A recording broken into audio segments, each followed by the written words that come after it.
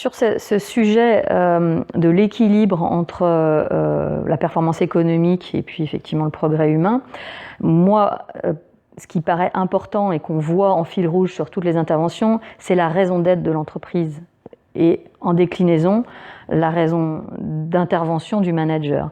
Et c'est la question du sens. Alors, c'est vrai que c'est hyper tarte à la crème. Il y a des sujets dans le management hyper tarte à la crème à chaque fois. Mais il ne faut pas se laisser voler ces sujets-là par la surmédiatisation, par du marketing de développement personnel. C'est intéressant de quand même revenir sur sa propre raison d'être et celle de son entreprise. Alors, à Germe, on a des gens qui sont les dirigeants et on a des gens qui sont les managers du conseil de direction.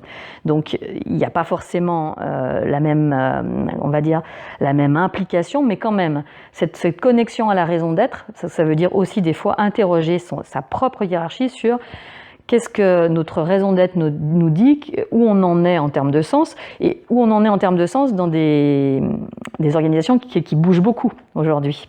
Donc, re-questionner le sens, des fois c'est exigeant, parce qu'on oscille entre l'idée de « ouais, je pense que j'ai compris le sens global » ou « je me l'approprie ».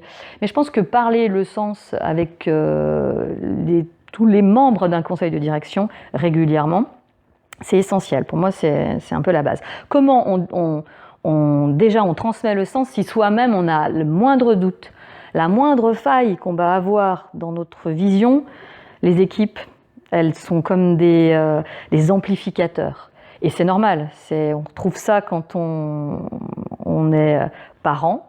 Moi, je suis beau-parent, mais c'est vrai que les enfants, dès qu'il y a un truc qui dissonne, il nous le renvoie puissance 10 000. Et je pense qu'il y a ce parallèle entre l'éducation et le management, mais en fait, c'est le parallèle de l'alignement. Si on n'est pas aligné entre ce qu'on pense et ce qu'on dit, ça se voit tout de suite.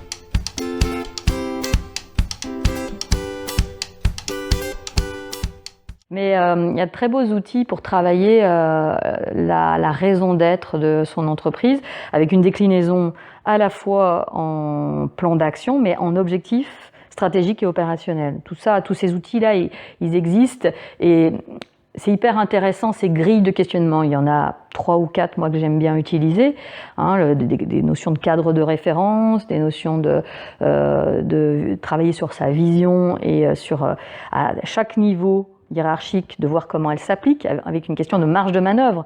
Si j'ai pas de marge de manœuvre sur ma vision, je suis étouffée, je sens que je vais pas y arriver. Donc on questionne ça aussi, et ça c'est important. Après, ce que je constate moi à travers tous les outils qu'on offre dans les accompagnements, dans les formations, c'est qu'ils viennent nourrir un endroit où on se questionne, où on a un inconfort. Quand ça roule, ne nous embêtons pas avec des outils. Laissons venir un management naturel, quand ça va bien avec les équipes. C'est quand il y a de l'inconfort que la question des outils, du re-questionnement du sens peut se poser. Donc bon, après, moi je suis souvent sollicitée et je suis souvent à l'écoute quand ça dysfonctionne ou quand il y a un inconfort. Donc c'est pour ça que j'ai un peu ce réflexe de l'outillage ou bien en tout cas de l'interrogation et du questionnement. Mais il y a aussi, c'est important de voir les choses qui fonctionnent dans une organisation et dans notre société.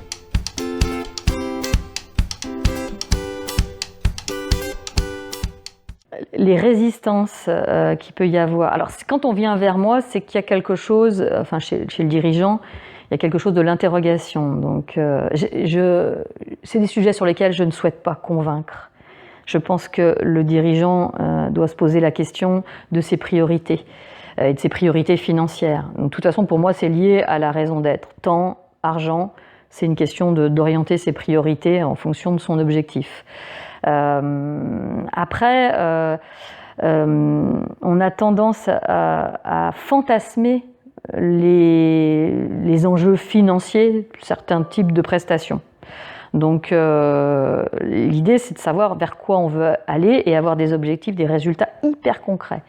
C'est-à-dire de se dire, au bout de 6 mois, qu'est-ce que je veux atteindre? Est-ce que j'attends un changement de comportement de mes équipes? Déjà, ça se questionne. parce qu'il y a des questions d'éthique quand on parle de changement de comportement, et il y a encore des questions de marge de manœuvre. Est-ce que je suis capable de changer, ou est-ce que l'outil d'accompagnement que je vais utiliser va pouvoir changer le comportement? Donc on arrête déjà la magie de penser que tout est possible avec l'humain et que je vais motiver les gens. Ça, on abandonne l'idée qu'on motive les gens, puisque du coup, je sais plus, en grammaire on dit que c'est un verbe qui est transitif ou intransitif. Bon, ça, j'ai complètement oublié. Ce que j'entends, moi, à travers cette grammaire du mot motivation, c'est que ça ne nous appartient pas. On ne motive pas les gens. On crée les conditions de la motivation. Et ça, quand on les crée, on essaie de voir si ça a un lien avec nos collaborateurs, si on répond à un besoin qui existait. Je suis assez touchée de voir des dirigeants qui bataillent à mettre de l'argent sur des sujets très ciblés, de l'ordre des conditions de travail ou de l'ordre de la rémunération, et qui ne voient aucun résultat et qui ne voient pas non plus la reconnaissance qu'ils pouvaient attendre aussi des équipes, ce que j'entends, parce que le besoin n'était pas à cet endroit-là. C'est chaud de détecter un besoin. Et là où c'est ambigu en termes de démarche, c'est que je crois au temps, je crois aux objectifs hyper précis et je crois au temps qui passe. Donc c'est pas forcément facile à vendre dans une société qui vit de l'immédiateté, de la magie, des plans 3 points, 4 solutions, je dis 4 avec la main en faisant 5 solutions en 3 jours. Donc s'extraire de ces angoisses qui demandent de l'urgence pour se dire, bon, si je dois choisir un sujet sur lequel je veux travailler avec mes collaborateurs ou avec un collaborateur dans les 3 prochains mois, quel est-il? Et c'est là où je vais mettre mon énergie et nos énergies aussi.